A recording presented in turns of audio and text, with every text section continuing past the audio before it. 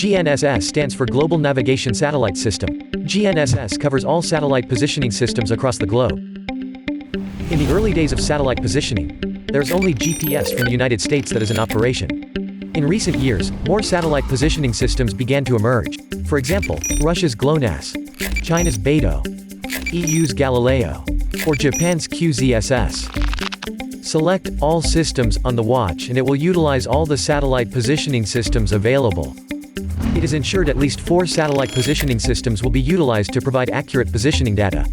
This can provide higher positioning accuracy than using GPS only. Satellite signals usually use different frequency bands such as L1, L2, L5. Older Garmin watches are only able to receive L1 frequency band signal.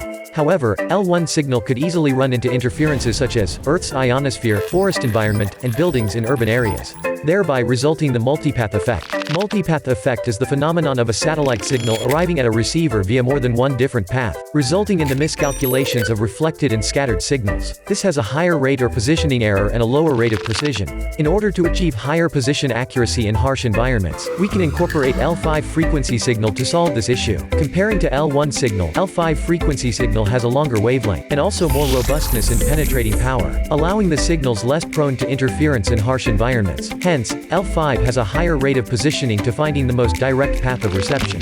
The watch's dual-band receivers could simultaneously receive 2 frequency pathways, which improves accuracy and eliminating bad signals, achieving precision and continuous tracking abilities.